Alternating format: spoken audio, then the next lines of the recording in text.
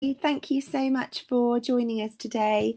It's really, really lovely to be with you, coming to you from the Oxfordshire Cotswolds. It's a lovely blue sky. Feels like early spring day here, but quite chilly, but really sunny, which is nice. So my name's Amy. Amy Malloy. I am a teacher trainer and editor and writer. But also, I teach yoga and mindfulness to all ages and walks of life. And I am very interested in mindfulness and well-being in the classroom, in the ELT classroom in particular, because my background is also in education. I worked for good many years for in ELT. I was an ELT, an English teacher in Spain. I worked in publishing for another education provider. I have a master's in language testing with a special interest in young learners and the use of the CEFR. So I have a lot of it's a really beautiful experience now for my two areas of interest to be joining in this way, and I'm so delighted to be here with you. Today we're going to be talking about the first of our experiences in mindfulness webinars, autopilot and focusing attention. And if all that sounds clear as mud right now, we will find out more. Just a little bit of housekeeping. Firstly, I can't, just because of the nature of how we've had to set things up my end, at the moment I can't see any chat box. I can't actually even see myself, which is very strange. So if you have any questions, we'll have a period at the end for questions where I'll be able to look at that box for you and answer all your questions then. But also there's Joanna who's going to be moderating for us. If you have any technical problems, you can get in touch there as well. The session will be recorded, so within the next few days you'll receive an email with the recording link so you can watch back. You'll receive a certificate of attendance. So again, within the next few days, you'll receive an email with a link to your personalised certificate.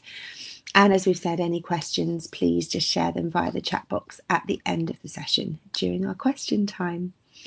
So let's get going. What we'll learn today. I really love this quote. Live the actual moment. Only this actual moment is life. And that's just a little point that I'd like you to hold underpinning what we're going to be talking about today, and just help it guide your reflections on what we learn.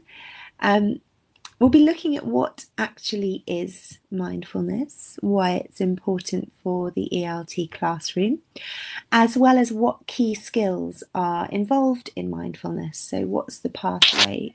What do you learn during that? The first skill that we'll introduce to your students, and practically how to bring mindfulness into your school. So we'll introduce a mindfulness practice plan for the year as well, which is going to be part of what we are.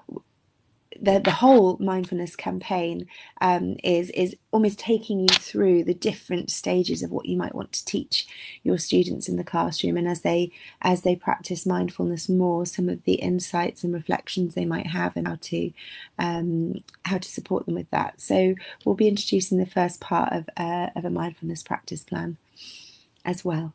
So let's get going.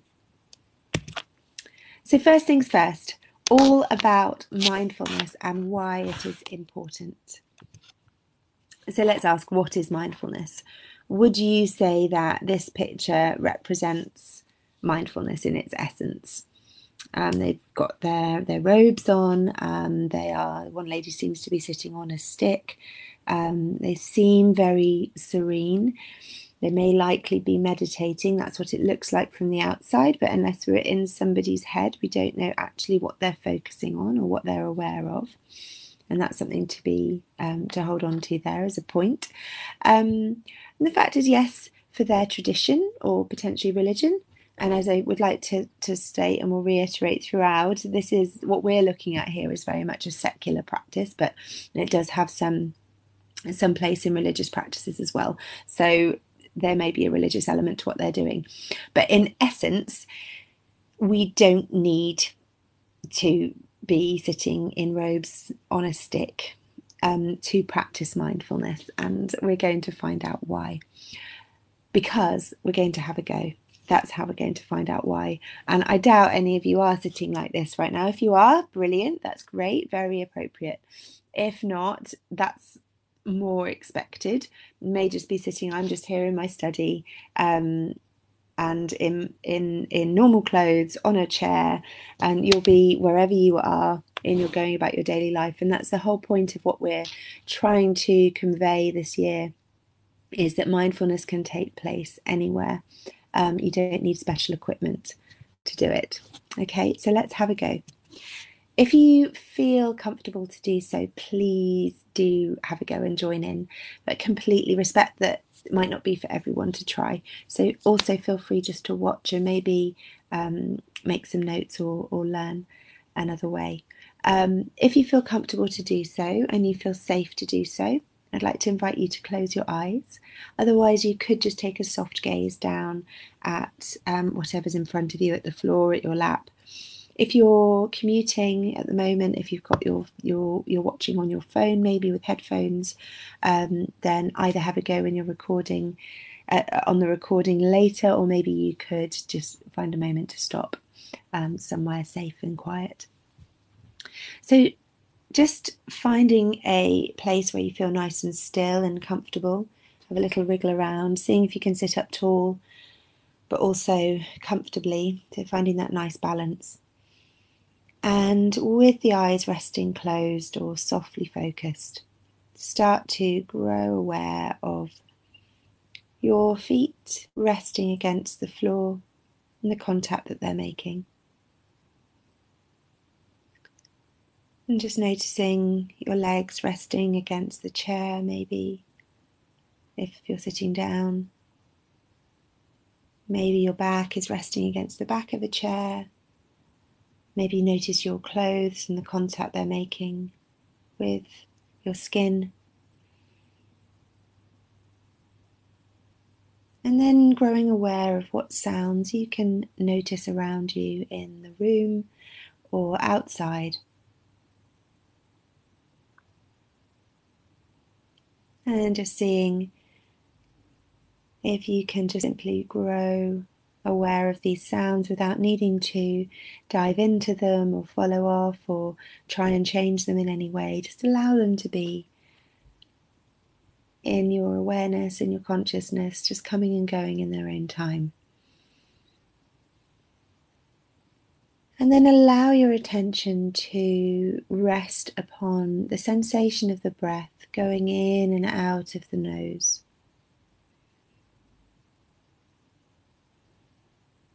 Maybe your mind wanders a bit, or this feels a bit funny at first. Just allow that, just notice that. It's absolutely fine. Just bring the attention back as and when it wanders. And finding a nice soft breath in through the nose. Don't need to control it in any way. Just noticing what it feels like.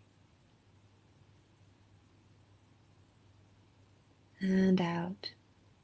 And just beginning to count 10 breaths to yourself. So 1 in and out. And 2 in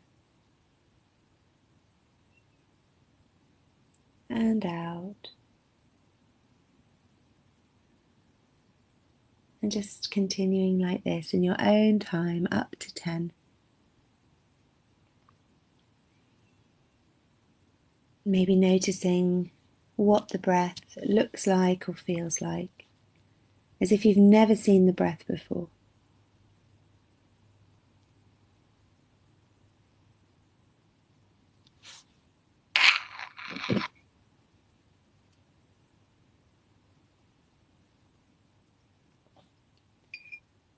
And when you reach your 10th breath or thereabouts, Just allow the breath to flow deeply and allowing the mind just to go free, just to think whatever it wants to think and go wherever it wants to go. And then slowly growing aware again as you allow some deep breaths to come into the body. Notice the sounds around you again. Notice your connection physically with the chair and the floor. And just notice how you feel, what your experience was. And knowing that any experience is a good experience. And we'll come back into the room. So I hope you enjoyed that experience. I'd love to hear later on your thoughts on that in the chat box. And let's come to our definition then really of what mindfulness is. So mindfulness is the awareness that emerges through paying attention on purpose in the present moment and non-judgmentally to things as they are. And this is a quote from a man called John Kabat-Zinn, who was one of the first people to bring mindfulness practice over from Eastern traditions, Eastern countries, over to the West. And he removed all the spiritual element that might have been attached to it and took the concept of the secular concept of focusing the mind in order to find relaxation and to relieve suffering in conditions like high stress and anxiety and depression. So he really did take the secular approach.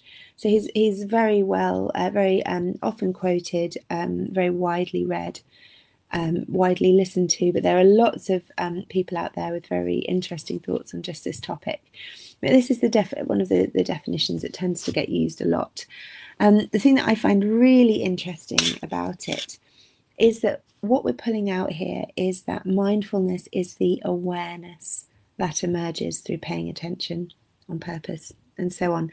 So we're not talking about how we're going about it. We're not talking about how we're sitting or what we're wearing, or even what we're doing to find that opportunity to pay attention. We're talking about the awareness that comes from it. So that sense that maybe you do have a moment of clarity after what we've just practiced, even if it's just a tiny moment. So that is what mindfulness is really looking at the awareness over anything else. Through paying attention on purpose, non-judgmentally, to things as they are. And that is what we're drawing out of our definition for our key skills in mindfulness. So why is this important? Why now? Why specifically for ELT? Well, why now? Right now, the world's getting very fast, isn't it? The world is getting really, really fast. It moves at such a fast pace. Constant communication, constant information, instant gratification from technology, from social media. And as such, there's a child and teen mental health crisis in the UK, that's for sure. And we're hearing this morning about how in Poland people are experiencing the same crisis in youth mental health. It's because what this is creating is this constant comparison on social media and on the internet. It's always possible to see what other people are doing at any time on any topic, what people look like. And also there is just no time to allow the mind to rest. So we are constantly on the go. The adrenaline is constantly flowing. And that's not what we have evolved to experience. We have evolved to be in a state of homeostasis, which means balance. So bringing the nervous system into balance. There is a place for adrenaline, fight or flight, and there is a place for rest or digest. And the nervous system needs both. If we spend too much time in in one branch of the nervous system, then we become chronically stressed, chronically anxious. And that is one of the problems that we're facing with the youth of today at the moment. And then specifically I should say, there are a lot of really, really wonderful things about technology as well. One of the things is that we wouldn't be able to speak to each other now. I would, unless I had you all in my study, which I'm not quite sure we'd all fit. We wouldn't be able to be talking to each other now globally. So it's a really, it is a gift in some ways, but we just need to be aware of some of the challenges as well, and be responsible about how we're helping ourselves support that. Why specifically for ELT? Well, as we know, ELT, English language teaching, is very much about, there's a lot of assessment involved. The level of English you have has quite high stakes attached to it. It's all about numbers in some contexts, about the CEFR level you have, because English is attached in some context to social mobility. So if you improve, if you get a certain level of English, then you're going to get a visa, or you're going to get a job, or a place at a school or university. There's really high pressure to achieve. What's particularly interesting for language, though, is that if we look back at the other side, and this state of fight or flight that we're in, actually our memory and language functions are reduced when we're under stress, because if we're running away from a tiger, we don't need to remember the subjunctive. That's not going to be an important part of what we need at that moment to survive. So from an evolutionary point of view, we are really needing to find ways to support ourselves in our minds, and learn how to regulate the nervous system on our own. So it's a bit of a powder keg situation at the moment, and this is why we're talking about this now. But how can mindfulness help? So this is the real crux of it, really. Let's look at our girl here. She is sitting nicely on the grass next to her tree. It's got birds in the air. Maybe the grass is tickling her legs or her ankles. Maybe she can smell the flower. And what's important about these things is that everything is real around her. And when I use that term, I mean that it's tangible. She can physically interact with it and touch it. I'm sure there's many a philosophical debate on whether what's actually real, what actually exists, and perception, and all these very interesting lines of thought. But right now we're just assuming that what we can see exists, we can touch it, we can feel it, and we can smell it. And so what comes next is something else that's around her, okay? And that is things that we can't see. So a lot of rulers. Let's look at these little standards, maybe social structures that we have around us in our lives that maybe feel really, really real and important, like whether you're married or not, what you look like, fashion, weight, appearance, the size of your house, maybe if we're talking about adults here, your career and your salary, how much money you earn, what you do with your work, and even children are going to be affected by this because they are already being trained to learn English so that they can improve their career prospects in future. And parenting as well. I don't know if it's the same worldwide. Definitely becoming a parent myself brought me to mindfulness. So there's definitely some social structures and expectations around us there. But also emotional state as well. So whether you're happy, whether you're sad, we do have expectations about how people should feel. And what we find here is that we tend to compare ourselves on those social structures. So there's a certain level of happiness or contentment associated with where we sit on those scales, on the scales. So our mind has what some call a discrepancy monitor, which is really helpful for noticing where we are, where danger is, are we away from it? Like, are we safe? How do we get ourselves to safety? That's really important from an evolutionary point of view. Nowadays, it's really helpful for planning. So say we've got a shopping list. You've got your shopping list, you're in the supermarket. Have you got your tomatoes? Have you got your milk? Have you got your bread?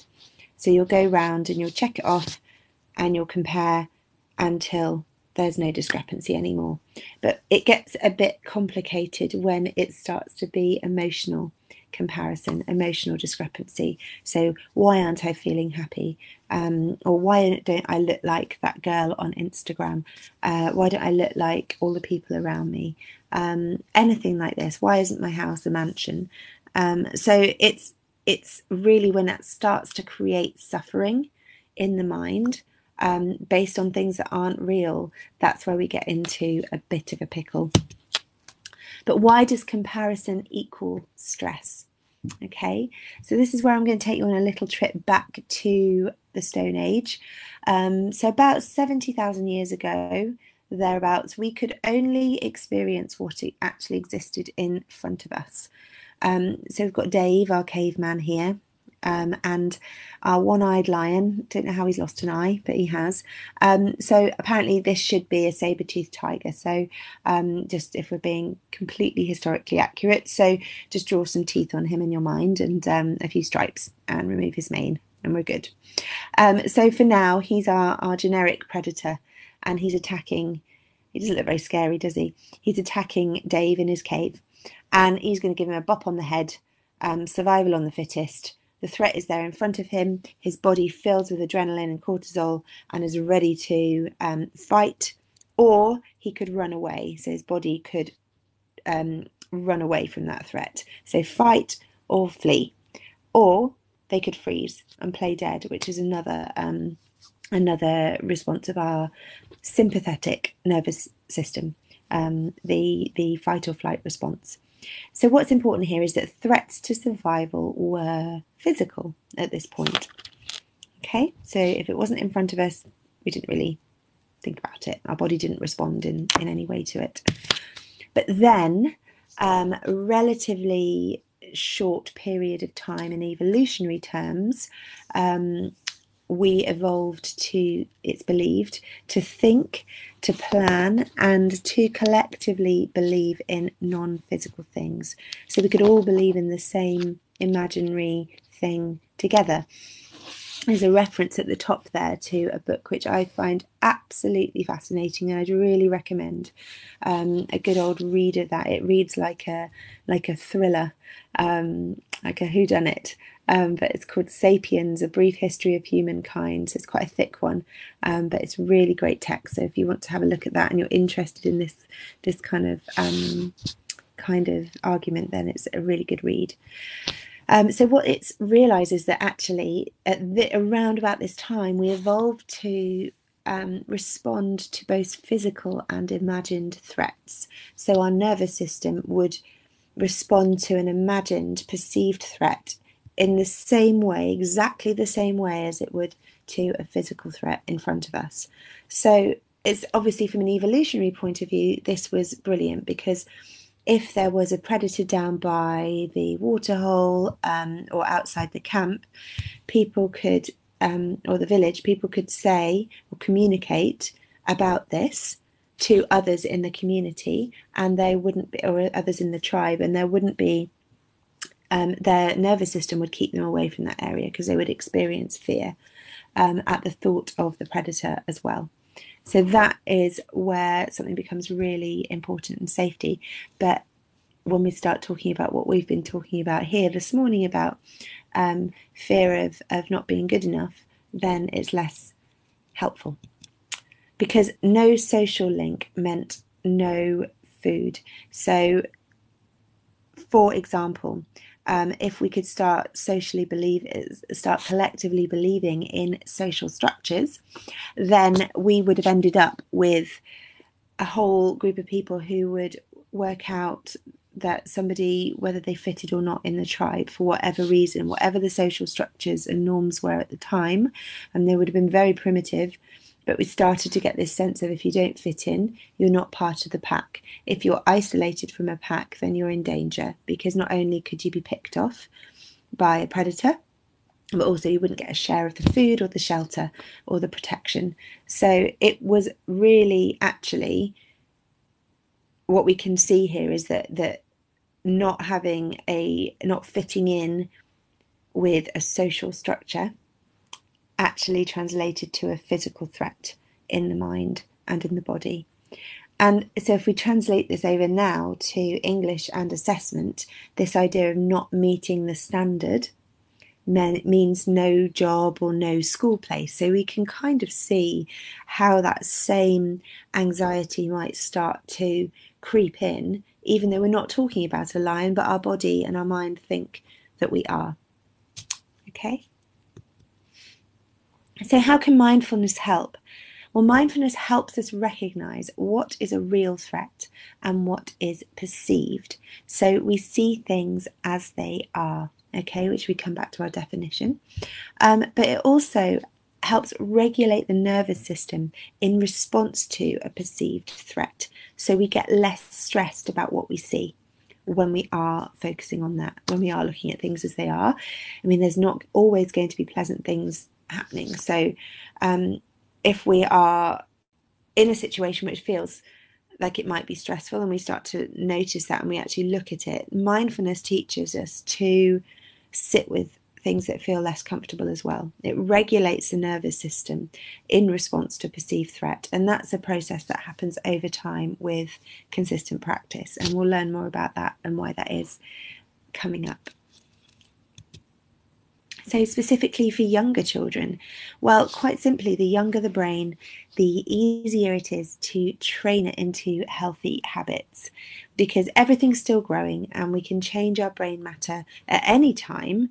You know, be you 95, 25 or 5, we can still, our brains are plastic, we can still create new neural connections and new areas of grey matter in the brain to allow it to function slightly differently. So we can still do that, but obviously it's going to be much easier when we're still really young. It's the same as learning languages young. It's just much easier. The reptilian brain, which is the bit that sets off the fight or flight response, is a very primitive part, and part of that is that brain, one part of the brain called the amygdala, which is what releases the response. That is still quite newly developed, and that's why you get toddlers kicking off and having tantrums, because they're still learning to to regulate that part of the brain. And the rational brain, the prefrontal, which has got the prefrontal cortex, which is how we process thought, and it also helps us regulate that reptilian brain, so they work in balance as well. So that rational brain is still being developed, still growing, still settling down, and we have a use it or lose it system in the brain. So during teenage years, adolescence, it starts to get rid of anything that it thinks we don't need.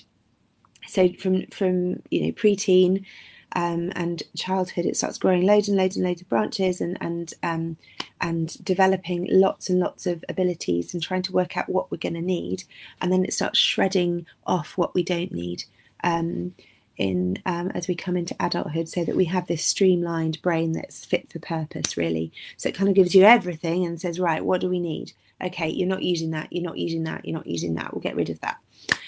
So if we can build these habits in when they're young, it's going to be much easier for our brain to think that we need those functions and allow them to stick around. Okay. So what's really interesting is that then we get to a place where that idea of, well, you don't meet the standard is just simply not viewed as a threat, because the children learn a calmer, less critical way of experiencing the world from the word go. So there's a chance that fight or flight system is much more easily regulated, specifically with regards to these kind of emotional and social pressures. So from this, let's look at the key skills of mindfulness. It is a progressive practice in the sense that the more, excuse me, the more you learn, the more you practice, the awareness that emerges from that practice will grow and will shift, and you'll start to notice different things. So we're going to draw through some of those skills, follow through some of those skills, and see what might emerge over time. So most of them are in that definition that we were looking at the start. So paying attention on purpose. So focus and autopilot. Automatic pilot is that idea of when you are, if you ever read a book or read and then got to down the end of the page and not realised what's happened in the page because your mind's been off somewhere else, or maybe you've driven somewhere and you've got to your destination, you haven't the slightest idea how you got there because you've been thinking about something else and your mind's been off on other thoughts or worrying about something. Because we're habitual creatures, our brain allows us to go on autopilot to do things that we're used to doing, but it's not great for our minds because we start to, as we'll see, miss out on some of the things that are happening in the present moment, both emotionally and around us in the world.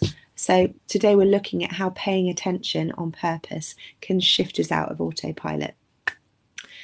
The next stage is to then start to observe. So we did a little bit of this, of observing the breath at the start, seeing things as they are, and just simply sitting and watching, noticing with curiosity. And non-judgmentally, that's the last layer, which is looking at whatever we find without attachment, but with acceptance, and potentially with even moving into feeling compassion and kindness for whatever we find. So those are the three skills that we're going to be looking at. As you can see, webinars 2 and 3 are going to look at those other 2 skills. And today we're just going to look at this first starter point of learning to pay attention. Once the brain is used to sitting and paying attention on one thing and learning how to shift that, it can start to get to habituate that process and start to be able to observe, and then start to habituate that process and start to be able to accept and feel compassion and kindness. Okay, so hopefully that makes a bit of sense. So have a look at our skills spotlight for now. So focus and attention. So let's have a look at autopilot here versus paying attention. So we've got our car. So this is a bit blurry, this picture. Our car on the left and our little chap in our car. And he's driving along and he's thinking only about a point in the future. Okay, he's thinking about where he needs to be, maybe what's going to happen there. Maybe when you're late for work and you're on the bus or you're driving in traffic and all you're thinking about is what are they going to say when I get there? I'm late, I'm late, I'm late, I'm late, I'm late. And what he's missing is all the things at point A. Maybe there are interesting things around that could bring him joy. Maybe there are thoughts and feelings under the surface which might be contributing to his stress that he's not aware of. Okay, so that is autopilot, is not being in the present moment. It's allowing the body and mind to go through habitual processes and to be off thinking about something else. What paying attention does is bring us into noticing what is happening right now, both emotionally and physically. And that can be noticing the good and the bad. So as you can see here, there's a chap and a girl having a cup of coffee, and on the surface it just looks like they're having a cup of tea together or a coffee, but actually what's going on in that interaction is lots of thoughts and feelings. Thoughts are leading to thoughts, which are leading to thoughts, which are leading to a feeling and an emotion and another feeling, which is leading him to think something else. And all this is going on under the surface, and he may be more or less aware of those neuroconnections, those associations that are going on in the head. Okay, and we all have this going on at any time, and it can be colouring our view of what that situation is, create a lens on a situation for us, which could be, if we're not aware of it, it could really influence our reactions in maybe not such a good way. So in autopilot mode, we don't notice how we feel in our bodies. We don't notice what stories we're telling ourselves about a situation, including whether we're being self-critical. But we also don't notice all the good things that are around us which might bring us joy. Nor do we notice the less pleasant things necessarily. So maybe it's easy to push away the things that are not making us feel good, and we don't notice. We just notice that we're not feeling good, but we're not sure why. Okay? When we pay attention, we notice the warning signs that we're feeling stressed, so we can make changes. We notice whether a threat is real or imagined, and we notice all the good things around us which lift our mood and can sometimes put life into perspective. So that's a little run through of why mindfulness helps in this particular context. Excuse me. But let's start to get practical now. Let's think about how we can bring this skill of autopilot, moving out of autopilot and really learning to focus on the present moment. Let's see if we can bring this into the classroom. And here are 3 activities that we might like to use to try and learn to focus attention. And you can practice these yourselves. We'll look at some resources of how you could do that. But these are also things that you could use with the students in class throughout. And what's really important when we're first starting to practice mindfulness is that we don't put any pressure on ourselves to experience it in a certain way. As we've seen, it really is just about observing. And that might be observing that your mind is busy and actually you don't feel that calm. But what's important is that just like with a marathon, when you're learning to train for a marathon, you do one step, then another step, and then another step. And then the next day you'll do more steps, and the next day you'll do more steps. And eventually you build up fitness and you build up, your body is able to run further, and you build up to your marathon. And it's the same with the mind. So the mind is something that needs training and molding in the same way. So really about just almost going through the motions with some basic starter activities and seeing how that works, and just see what happens, as we'll look at a plan for how to do that.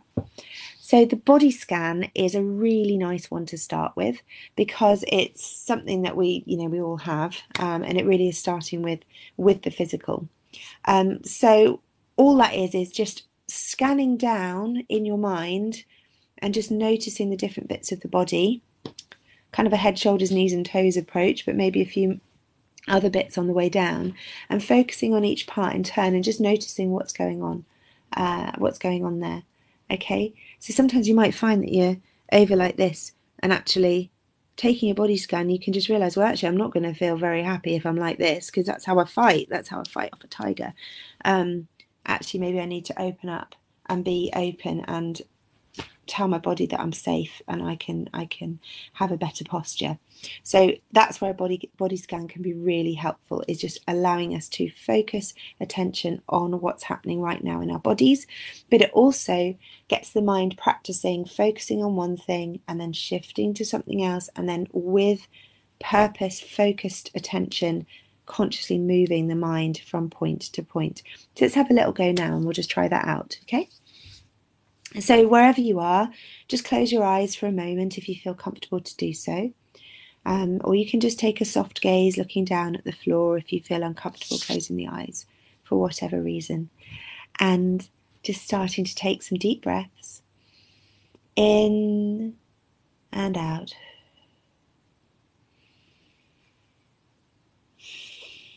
And maybe just notice the effect of that breath in. Notice what it feels like. And notice what the breath out feels like. And then focusing on the top of the head, just notice what the forehead feels like. Notice what the eye sockets feel like. The nose, the cheeks, the jaw and the chin, the neck, the shoulders, the arms and the fingers, the chest and the belly and the back and the legs, the heels and the toes. So just noticing how you feel, what you notice there. Is there anything that maybe you could do to help yourself feel a bit, a bit happier? Is there something you noticed that was interesting that you hadn't noticed before? So that's where the body scan is really helpful.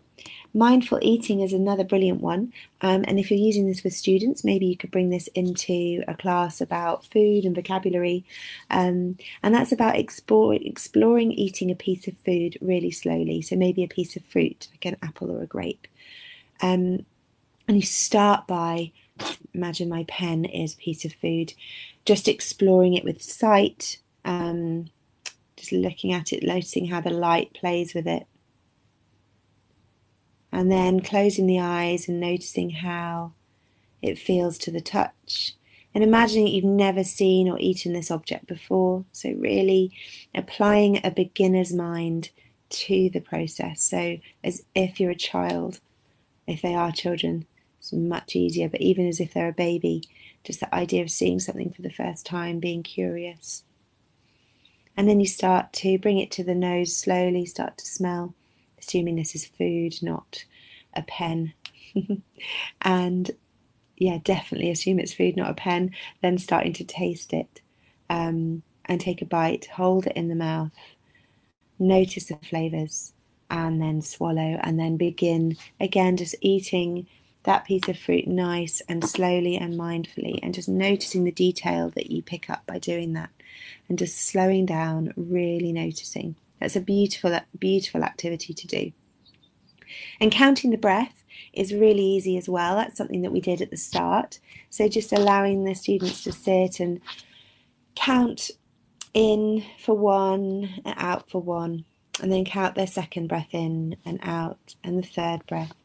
And maybe invite them to notice whether the air feels cooler or warmer on the way out or in. I don't know what you noticed last time.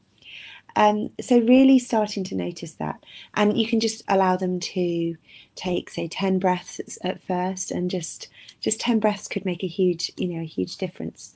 So even just start somewhere, start small, and maybe they could build that up to 30 breaths, or maybe repeating counting to 10 over and over for a timer set for 5 minutes or 10 minutes. So it's a really nice one to do as well. Okay.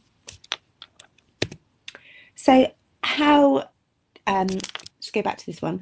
What I will say is that we've got some resources coming, which will be available on the Mindfulness Experiences website.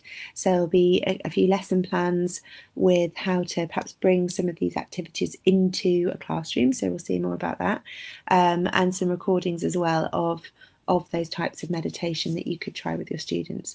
But for now, you can really just use that guidance and have a go. They're really, really easy to guide. So how to set up a mindfulness session in your school. Keep it simple with seating. So obviously it's going to be easier for some easier than for some than others to set up a space. It doesn't need to be a special dedicated space. At desks in the classroom is absolutely perfect and fine. It may be that you do have a beautiful dedicated space, or where is your school? Maybe you have a school that's really near the beach.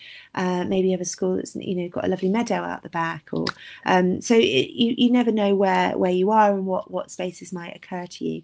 But you don't need to. That doesn't need to be a barrier to practice. And time doesn't need to be a barrier to practice as well. Just sitting at desks without needing to move anywhere, even if it's just for 1 minute, 5 minutes at the start of a lesson, that could be a really, really nice thing to do. If you've got space in your classroom and time, then maybe coming to sit in a circle on the floor, or even bringing chairs into a circle can be nice. There's a lovely energy about having a circle, particularly with children, that they, just holding that special space. However, sometimes with teenagers, you might notice that they get a bit kind of self-conscious and feel a bit vulnerable if they're in a circle. So maybe having them in rows as well is a nice way to do that, so that they can have their own space and they don't feel like everyone's watching them when they've got their eyes closed. And equally, you will know your group, you'll know your context, so you will know what will work for you. So really feel free to flex that as much as you need. and times of the day that work well. The start of class is a really lovely time to do it, even if it's just, as I say, 1 minute, 5 minutes. It really focuses the students for the class ahead. It gives them a calmer mind.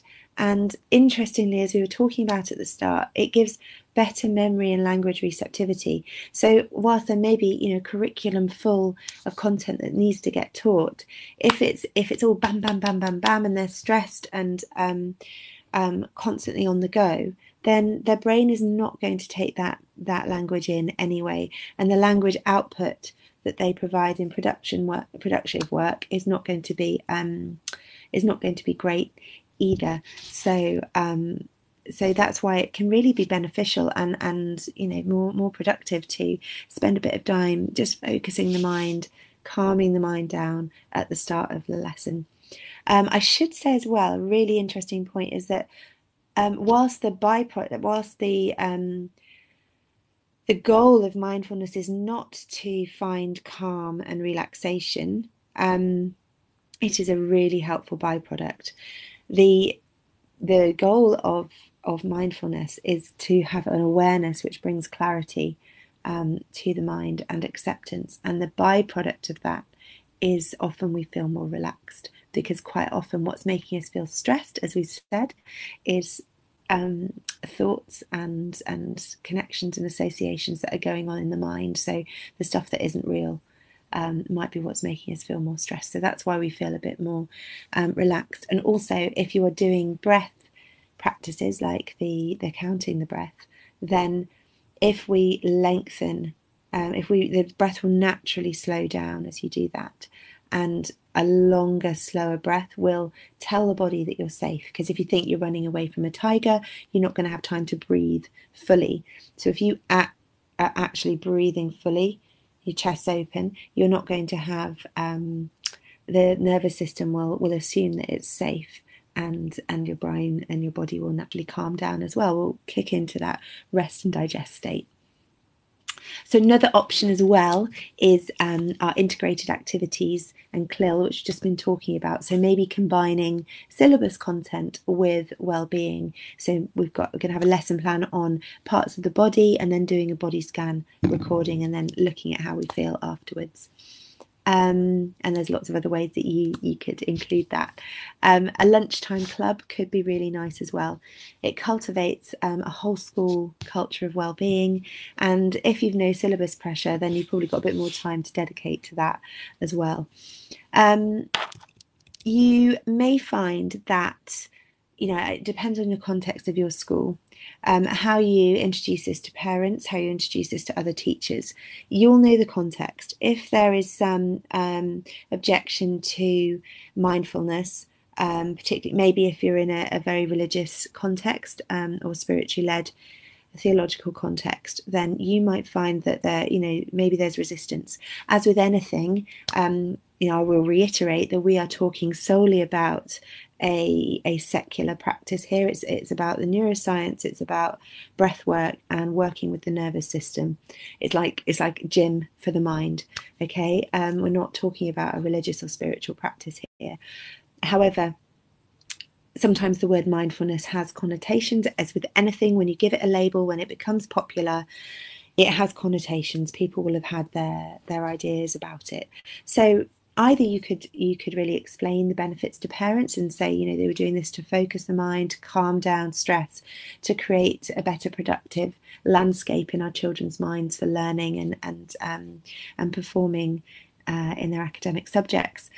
Maybe you don't even need to call it mindfulness. Maybe you call it breathing exercises. Maybe you call it focus work for the mind. So you'll find some ideas for you. But in the Introduction to Mindfulness guide, which will be on another resource that we're bringing out, that will be on the Experiences website, there's a section all about that, so with some more ideas. Okay. So the plan, so developing mindfulness skills further. Coming on to the rest of Jon Kabat-Zinn's quote. So this kind of attention, so this awareness that emerges through paying attention on purpose to the present moment, non-judgmentally, what was the other bit? Non-judgmentally, to things as they are. That's it. I should know by now. The rest of that quotation is this kind of attention nurtures greater awareness, clarity, and acceptance of present moment reality. So, when we were talking at the start about how if we just start going through the motions with a very simple attention focusing practice, we practice noticing if we're in autopilot, bringing our attention out of that, then we start to allow ourselves to grow more aware. So it's a bit like if you walk into a dark room. At first, you cannot see anything because you've been in the light and you walk in and everything seems dark. But if you spend more time there, your eyes adjust and you start to be able to see more. So the more we stay in the present moment, we start to become more aware, more clearer, and more accepting of what's going on. And we will move through those skills as we go, but we're not going to talk too much about them today because what's really important is for us to start having a practice with it and start allowing that awareness to grow in our own minds and in our students' minds. But when we start focusing attention, so as I say, the idea is that we want to train the mind over time. So when we start focusing attention on the present, we do notice lots of things sometimes as well. We might notice good things and bad things. In time, this is where the acceptance idea comes in. Our minds learn to observe and accept both good and bad rather than panic. So if you see this little girl surfing here, another of John Kabat-Zinn's quotes, he does say a lot of wise things, doesn't he? Is that you can't stop the waves, but you can learn to surf. So this is the idea that we just can't stop bad things happening in life. They will happen. Good things will happen, bad things will happen. What we're talking about here is not about pushing out negativity. We're talking about looking at how we relate to all of life's experiences, both positive and negative. And if we can find a nice balanced place and some strategies to ride out the bad and really enjoy the good, then that's the secret sauce. And mindfulness is like a gym for the mind. The more training, the fitter it becomes. So the plan over the year or over a term is to 1, learn to focus, 2, learn to observe, and 3, learn to accept. So today we're looking at learning to focus, and you might like to try something like this with your students. You spend a week at the start of lessons doing a body scan with your students, and then a week counting the breath at the start of the lessons. And what's really important is that after each practice, we encourage the students to reflect on their experience. So maybe that's writing down or drawing pictures about how they felt during their practice and what they noticed afterwards, or maybe you hold a conversation in the class. And this could be first language or second language. And what that allows the students to do is have an objective observation of their experience. So it starts to get that idea of observing and seeing their experience not as such an emotional waterfall, but actually they can kind of see the individual droplets of what's going on in their experience. But also for you, it might be a nice little piece of impact evidence that you can see if it's working for them and what they're noticing. So that's another bonus. But really, it's for allowing yourself to inquire and observe. Do you have any questions? I'm so sorry, we have overrun a bit, but we have got some time for questions. So I will just show you before we get start the next sessions. Wednesday the 26th of February looking at observation, Wednesday the 11th of March at acceptance and compassion. And there's the web address there that you can look at for more resources that will be coming out over the next few weeks. So I will just come back to the screen, just bear with me a second, and find, you can see all my things. Lovely. Hi, I'm going to end sharing now. Great. So can you please repeat where we can find materials for use in the classroom? On that website we were just looking at. So if you go to english.com and find professional development and experiences and then mindfulness. Yeah. Lovely. I'm just looking to see if there are any questions. Okay, great session. Lovely. Any more questions? So sorry, there's been some problems with connection. Hope Joanna and Jana have been able to help you with that.